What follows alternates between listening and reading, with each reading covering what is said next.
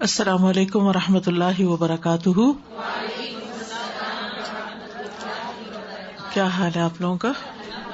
الحمد للہ. نحمده ونصلی علی رسولہ الکریم. اما بعد فاعوذ باللہ من الشیطان الرجیم. بسم اللہ الرحمن الرحیم. رب اشرح لی صدری ویسر لی امری واحلل عقدۃ من لسانی یفقہوا قولی. تو اب اس کے لیے حفاظتی تدابیر کچھ بتائی جائیں گی، علاج بتایا جائے گا کہ آپ کیا کیا کر سکتے ہیں. جس طرح بیماریوں سے بچنے کے لیے احتیاط کی جاتی ہے، پرہیز کیا جاتا ہے، اور کہتے ہیں نا پرہیز علاج سے بہتر ہے. تو پرہیز کرنا جو ہے وہ ضروری ہے نظر بد اور جادو وغیرہ سے بچنے کے لیے. حفاظتی تدابیر جادو اور دیگر شرور سے بچنے کا ذریعہ ہے، اور جادو واقع ہونے کے بعد اس کا علاج بھی ہے. یعنی دونوں چیزیں ہیں. اگر تکلیف نہیں آئی اور پہلے پڑھ رہے ہیں تو بچاؤ ہوگا، اور اس کے بعد وہ علاج ہو جائے گا.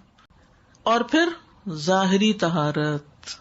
گندگی اور نجاست بہت بڑا رول پلے کرتے ہیں شیطانوں کو دعوت دینے کے لیے. کسی بھی گھر میں شیطانوں کا مسکن ٹوائلٹ کے اندر ہوتا ہے. گندگی پسند کرتے ہیں. تو اگر ان سے بچنا ہے تو پاک صاف رہنے کی عادت ڈالیے نجاستوں سے، اور بچوں کو بھی پاک صاف رکھیے. اب آپ دیکھیے کہ حال کیا ہو گیا ہے. ایک نیپی لگتی ہے اور اس میں وہ پتہ نہیں کتنی بار پیشاب کرتے ہیں، اور وہ نجاست ان کے ساتھ لگی ہی رہتی ہے. بعض اوقات پوٹی بھی کر دیتے ہیں، اور مائیں اپنے کاموں میں لگی رہتی ہیں، ہوتی نہیں ہے، اور وہ گندگی میں لتھڑے رہتے ہیں. ایک تو ان کو صاف رہنے کی عادت ہی نہیں ہوتی. بڑے بڑے بچے ہو جاتے ہیں، ٹوائلٹ ٹرین نہیں ہوتے. یہ ماؤں کا کتنا بڑا ظلم ہے بچوں کے اوپر نا، کہ اپنی سہولت کے لیے انہوں نے بچوں کی زندگیاں خراب کر دی. پھر جو ہی بڑے ہوتے ہیں تو وہ ماں باپ کی بات نہیں مانتے، تو پھر اس پہ وہ ناراض ہوتے ہیں کہ بچے بات نہیں سنتے. ہم نے بچوں کی کیا خدمت کی، ان کو گندگیوں میں پالا اور مسلسل گندگی میں رکھا، تو بچپن سے ہی انہیں شیطانوں کے گھیرے میں دے دیا. یعنی ان کا ٹوائلٹ ان کے ساتھ ہی لگا ہوا ہے.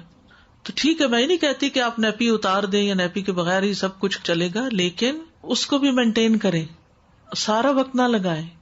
بچے کو کھلا رکھ کر بھی اسے ٹوائلٹ ٹرین کرنے کی رسپانسبلٹی لیں. صرف اپنے آرام کو نہ دیکھیں اور صرف موبائل کے ساتھ ہی نہ کھیلتے رہیں، بچے کے ساتھ بھی کھیلنا سیکھیں. تو طہارت اور صفائی جو ہے یہ شیطانوں کو بھگاتی ہے اور گندگی شیطانوں کو لاتی ہے. تو جادو کے اثر سے بھی بچنے کے لیے بہت ضروری ہے کہ انسان اپنے آپ کو پاک صاف رکھے.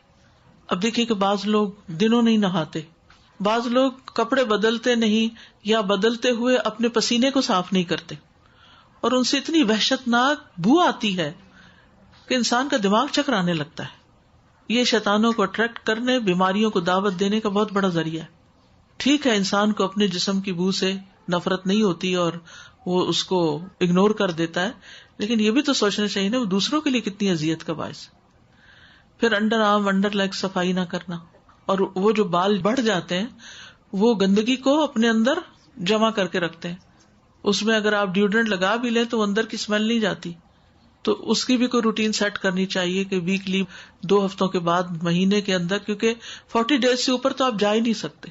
اسی طرح ناخنوں کی صفائی، ناخنوں کو کاٹ کے رکھنا، منہ کی صفائی، کپڑوں کی صفائی، گھر کی صفائی، ٹوائلٹس کی صفائی، ان ساری چیزوں کی صفائی کو مینٹین رکھنا جو ہے وہ بہت ضروری ہے.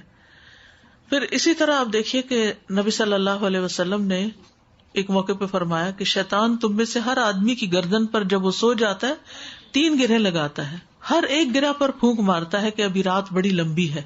وہ سو جاتا ہے، ٹھیک ہے، تو جب وہ بیدار ہوتا ہے اور اللہ کا ذکر کرتا ہے، اٹھتے ہی کیا پڑھتا ہے، آنکھیں ملتے ہوئے الحمدللہ الذی احیانا بعد ما اماتنا والیہ النشور.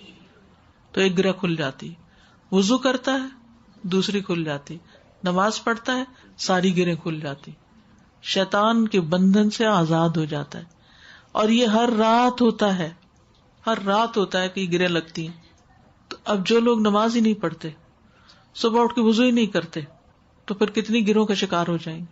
کیسے کیسے شیطان جکڑیں گے ان کو، کس کس طرح. پھر صحیح بخاری کی ایک روایت میں ناک جھاڑنے کے متعلق آتی، فرمایا جب کوئی نیند سے بیدار ہو اور وضو کرے تو 3 مرتبہ ناک میں پانی ڈال کر جھاڑے، کیونکہ شیطان اس کی ناک کے بانسے میں رات گزارتا ہے. ناک کو اندر سے خوب اچھی طرح انسان صاف کرے.